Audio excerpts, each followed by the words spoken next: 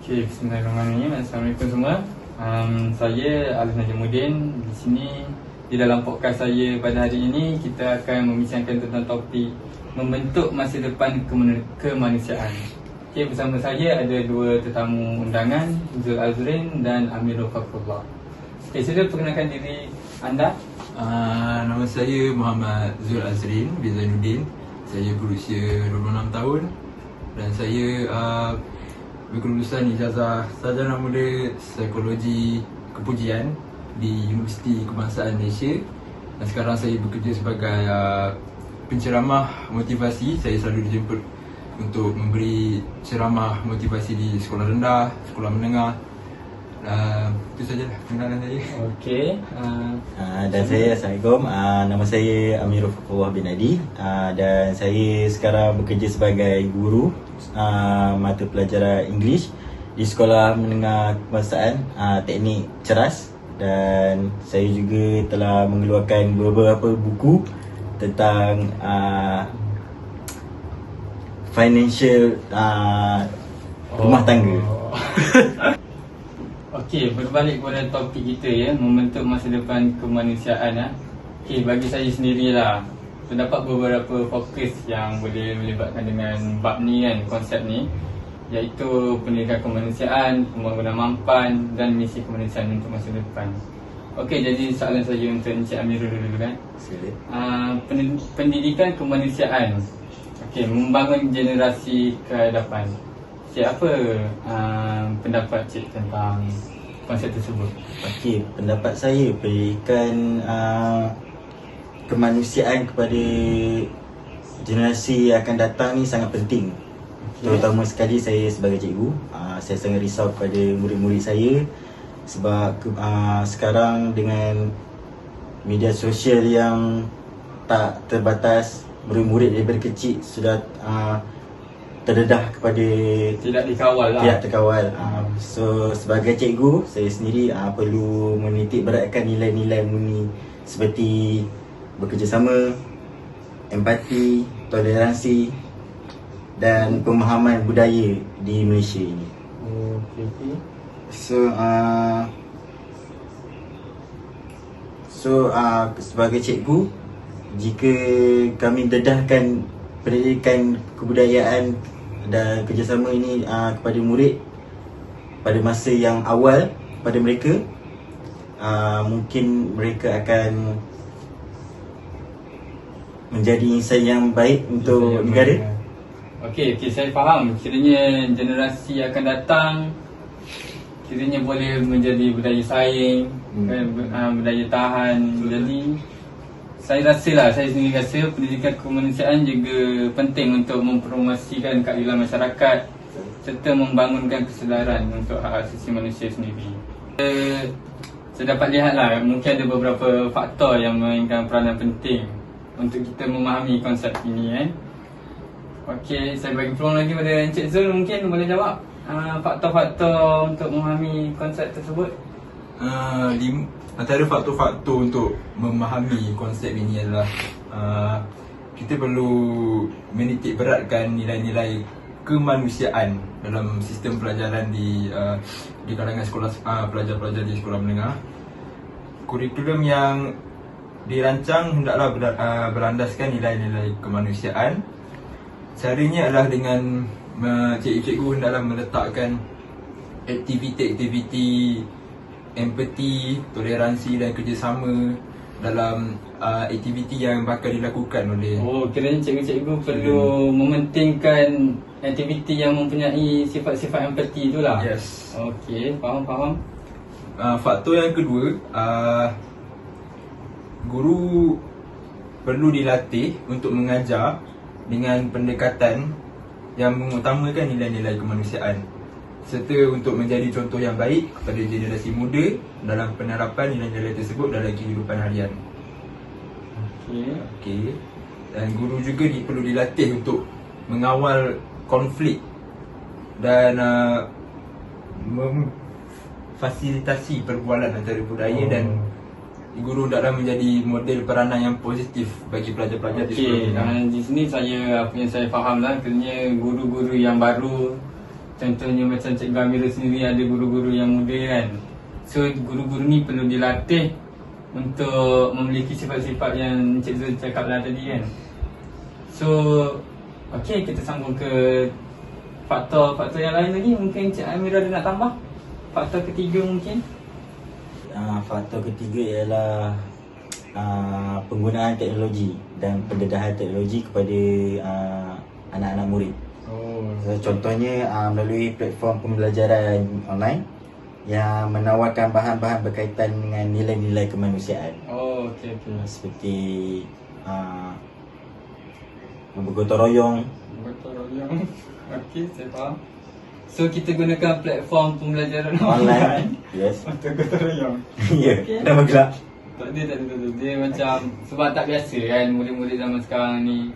Okey, tapi saya nak tambah sikit bagi saya teknologi juga dapat digunakan untuk guru-guru memerhati student-student, cara diorang berkomunikasi, cara diorang guna teknologi tu untuk mencari maklumat. Sebab kalau dulu mungkinlah pakai buku teks apa semua kan. So tak dapat Akses luas lah. akses yang luas, betul.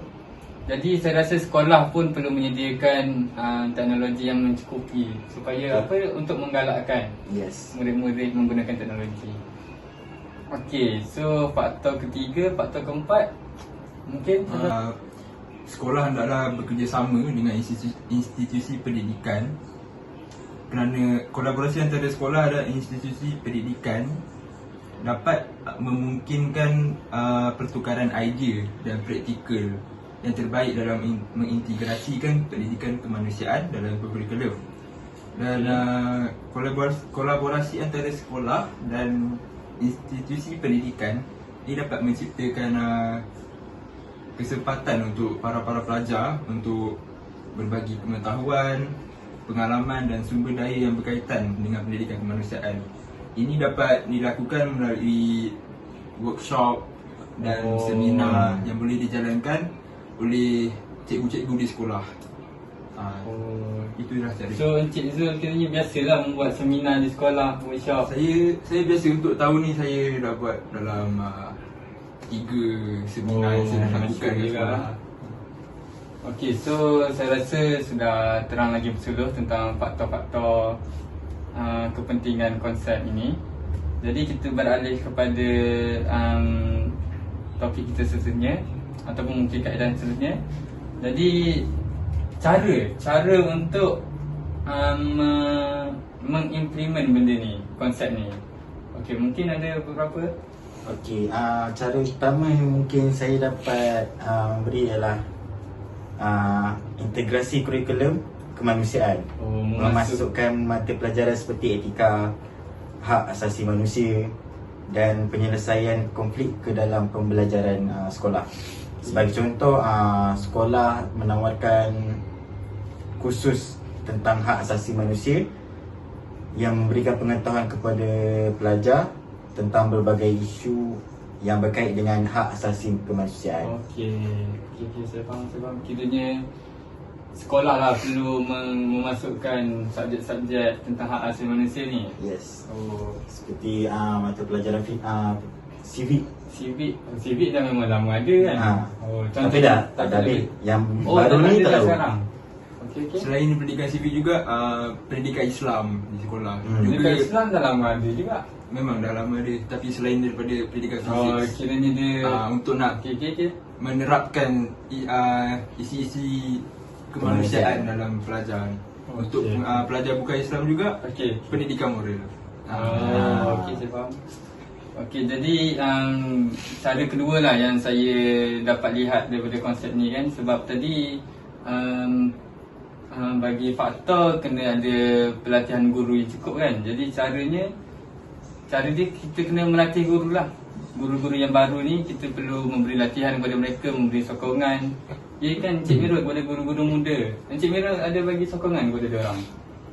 Saya beri sokongan kepada mereka, terutama nasihat apa semua. Nasihat terutama kami, terutama sekali apabila mereka ingin membuat satu aktiviti di kelas. Okey. dan saya mereka kekurangan idea mereka akan tanya kepada saya, dan para guru lain juga turut libat tolong mereka. Okey. Tapi sebagai contohlah, saya bagi satu, mungkin Encik Zul pun dah pernah mengalami pengalaman ni. Jadi pihak sekolah boleh menjemput seorang pakar motivasi untuk memberi motivasi kepada staf-staf di sekolah untuk mereka mengetahui dan membolehkan mereka untuk mengajar keterampilan seperti empati kepada pelajar. Okey, itu saja. Mungkin anda nak tambah cara-cara lain? Cara yang lain untuk menerapkan isu-isu kemanusiaan pada pelajar lah, dengan mengizinkan pelajar untuk menyertai pengalaman lapangan yang berkaitan dengan pekerjaan sosial seperti pelayanan masyarakat ataupun pertukaran budaya.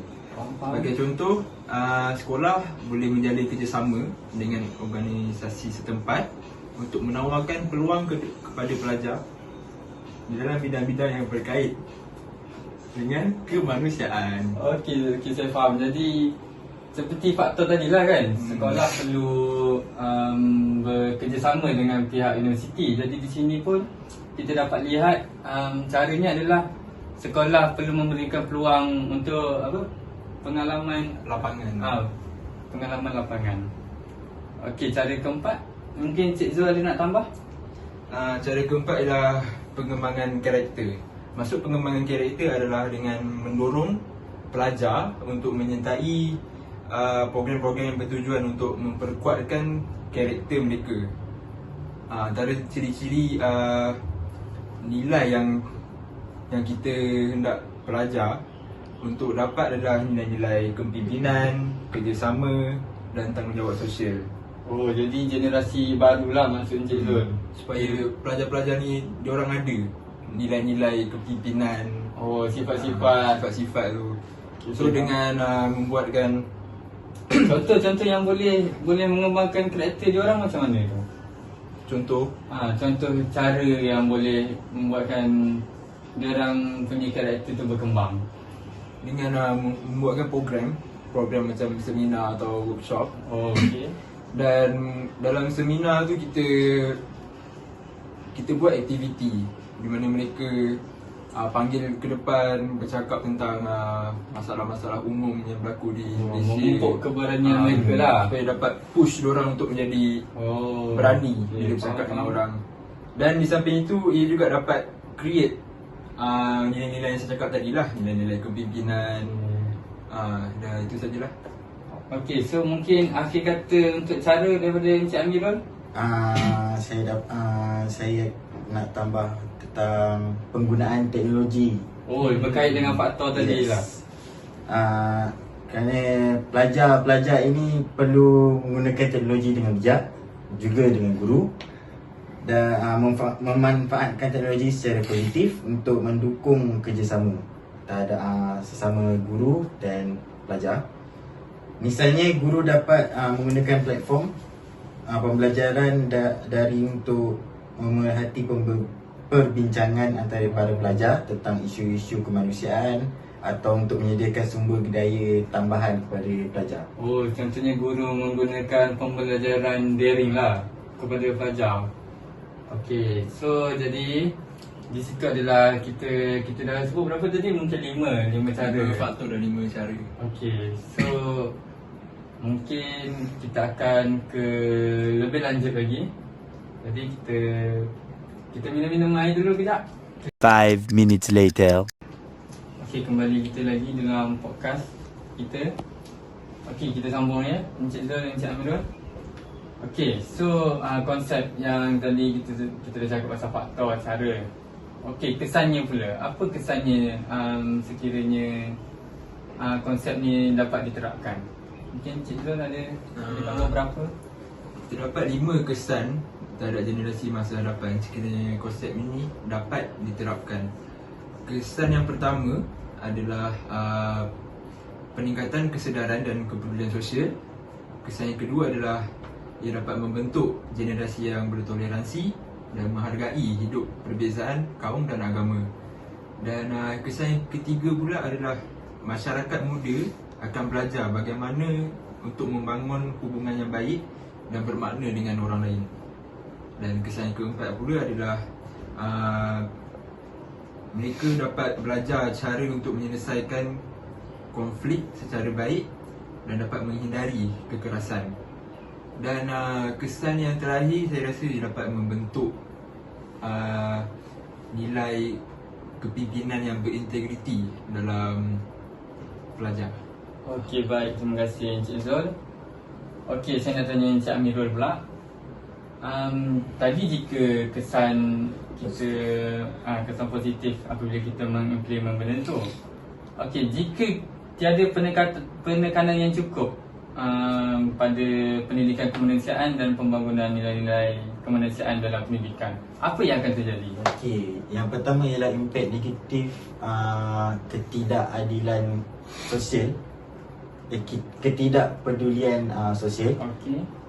Tanpa pendidikan kemanusiaan, generasi baru atau masa hadapan mungkin tidak memiliki kesedaran yang cukup tentang isu-isu sosial dan kemanusiaan yang penting.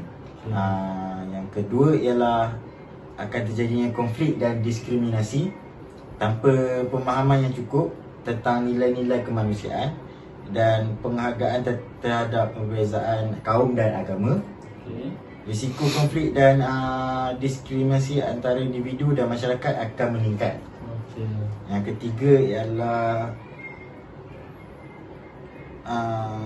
kurangnya keterampilan empati. Okey. Yang keempat mungkin Yang keempat ialah kurangnya pemimpin yang berintegriti. pemimpin yang jujur. Penekanan yang cukup yang pada pembentukan karakter dan nilai-nilai kemanusiaan kepada pemimpin. Okey. Yang kelima mungkin Akhir sekali adalah sikap buruk dan ketidakadilan pemimpin. Okey, terima kasih Encik Amirul. Jadi kesimpulannya di sini apa yang kami bincangkan adalah pendidikan kemanusiaan ni bukan hanya sebuah konsep, tapi ini adalah sebuah komitmen daripada semua pihak sendiri.